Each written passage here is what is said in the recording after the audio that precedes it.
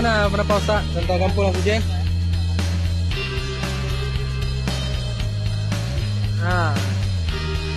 Storynya suara jin ya?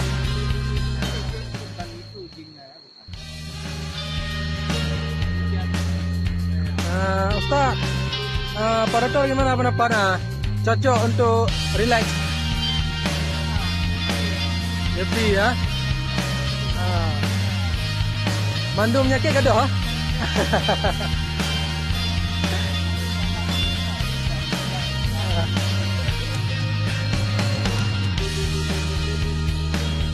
Kondisi alamnya masih alami.